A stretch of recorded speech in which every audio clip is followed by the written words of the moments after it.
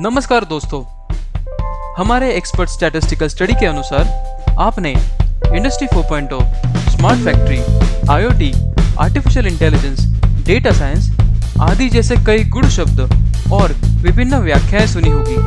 अधिकांश कंपनियां इन गुण शब्दों को समझाने और अपने उत्पादों को बेचने की कोशिश कर रहे हैं और सही परिभाषाओं को पूरा नहीं कर रहे हैं।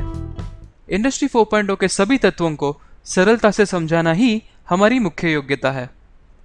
कई आईटी एक्सपर्ट्स मैन्युफैक्चरिंग प्रोसेस और आमतौर पर इस्तेमाल की जाने वाली शब्दावली के बारे में नहीं जानते हैं।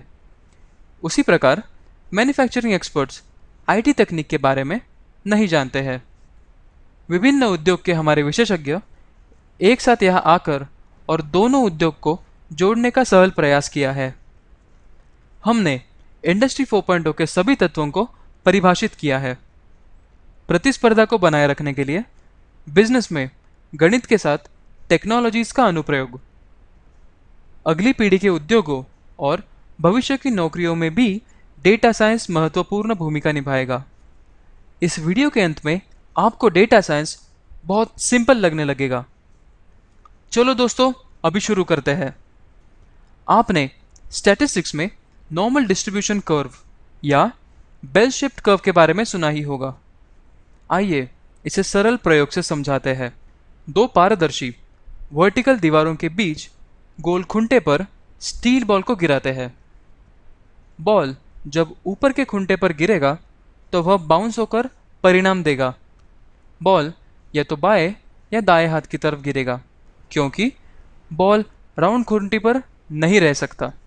इसलिए हम कह सकते हैं कि हर तरफ बॉल उछलने की संभावना या प्रोबेबिलिटी 0.5 या 50% है। यह एक सिक्के को उछालने के सामान्य उदाहरण के समान है। इसका मतलब है कि इसमें 50% चित या पट आने की प्रोबेबिलिटी है। आइए हम हमारे बॉल गिराने के मूल प्रयोग पर आते हैं। आइए मान लीजिए कि दो खुंटे की दूसरी पंक्ति है जैसा कि दिखाया गया है और 3 खुंटे की तीसरी पंक्ति है। मान ले हमारे पास 4 बॉल्स है और तीसरी पंक्ति के प्रत्येक खुंटी से बॉल्स को इकट्ठा करने की प्रोबेबिलिटी फाइंड करनी है। जैसा कि आपने पहले देखा है, प्रत्येक खुंटी 50% प्रोबेबिलिटी के साथ दोनों ओर गेंद को उछालने की अनुमति देगा। इसका मतलब 4 बॉल्स में से 2 बॉल्स बाएं और दाएं हाथ की तरफ उछाल होगी। इसलिए तीसरी पंक्ति को दिखाए गए अनुसार 1, 2 और 1 बॉल गिरेंगे। इसलिए हम निष्कर्ष निकालते हैं कि तीसरी पंक्ति में खुंटी की प्रोबेबिलिटी 1/4, 1/2 और 1/4। इसका मतलब है 25%, 50% और 25% है। यदि हम ग्राफ को प्लॉट करने की कोशिश करते हैं तो आप पाते हैं कि यह केवल बेल के आकार लेना शुरू कर रहा है, लेकिन वास्तव में बेल के 100% आकार का नहीं है। डेटा साइंस को समझाने के लिए अब यहाँ दिलचस्प चीज़ है। 2 बॉल्स के साथ हमने सीधी लाइन पाई और 4 गेंदों पर पिरामिड आकार पाया, लेकिन नॉर्मल डिस्ट्रीब्यूशन को गॉसियन डिस्ट्रीब्यूशन सिद्धांत के अनुसार बेल के आकार का वक्र होना चाहिए। हाँ, यह सिद्धांत सही है, लेकिन हमें इस प्रयोग के लिए अधिक डेटा होना चाहिए। मतलब हमें बॉल्स की संख्या और बढ़ानी चाहिए। अब मान लेते हैं हमारे पास खुंटे की 12 पंक्तियां हैं जैसे कि दिखाया गया है और कुल 4096 बॉल्स है। मान लीजिए हमारे पास सभी गेंदों को इकट्ठा करने के लिए 13वीं पंक्ति में कुल 13 संग्रह डिब्बे हैं। चलो आपको एक छोटा सा प्रश्न देते हैं। सोचिए, अगर आपने सभी 4096 बॉल्स ऊपर से छोड़ दिए तो 13वीं पंक्ति में प्रत्येक बॉक्स में कितनी बॉल्स जमा होंगी? अब आप जान गए होंगे कि सेंटर बॉक्स में अधिकतम गेंदें होंगी और पहली और आखिरी बॉक्स में कम बॉल्स होंगे।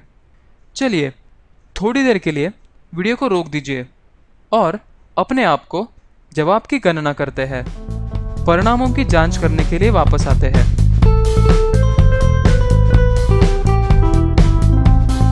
चलो दोस्तों, आपका वापस स्वागत है। हमारे एक्सपर्ट लोगों ने इस प्रॉब्लम के लिए एक अच्छा एनिमेशन बनाया है। क्योंकि एनिमेशन में कुछ समय लगने वाला है, इसलिए आपके पास एक और मौका है कि आप अब भी वीडियो को रोककर अपने उत्तरों को सही कर सकते हैं। मैं 2048 बॉल्स यानी 50% ख़त्म होने के बाद एक एनिमेशन थोड़ा सा स्लो कर रहा हूँ।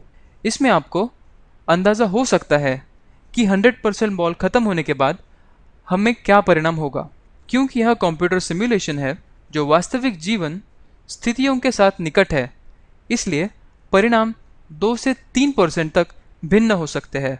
हालांकि हमारे पास आपके उत्तरों को वेरीफाई करने के लिए अतिरिक्त गणितीय माइक्रोसॉफ्ट एक्सेल मॉडल भी है और हम उसमें से ग्राफ भी बना सकते हैं। आप बार चार्ट ऊंचाई के अंतर और मूल्यों की निगरानी कर सकते हैं जो प्रत्येक गेंद की ड्रॉप के बाद बदल रहे हैं, और यह बेल के आकार का शेप ले रहा है। अधिक डेटा अधिक स्मूथ कर्व और अधिक सटीक भविष्यवाणी देगा। इसलिए हम यह निष्कर्ष निकालते हैं कि डेटा साइंस तभी लागू होगा जब हमारे पास अच्छी मात्रा में डेटा होगा। ठीक है, अब सभी बॉल्स खत्म हो चुके हैं जो 4096 है। मुझे उम्मीद है कि आपके गणना किए गए उत्तर एनिमेशन के साथ मेल खा रहे हैं जो 936 के मध्य बिन या एनिमेशन के करीब है। यदि आपका उत्तर 924 है तो यह बिल्कुल सही जवाब है। हम नेक्स्ट वीडियो में इसी प्रॉब्लम का मैथमेटिकल एक्सेल मॉडल द्वारा दिखाने का प्रयास करेंगे। आपने अभी तक हमारे चैनल को सब्सक्राइब नहीं किया है तो फटाफट सब्सक्राइब कीजिए ताकि हम आगे और बहुत कुछ सीख सकते हैं।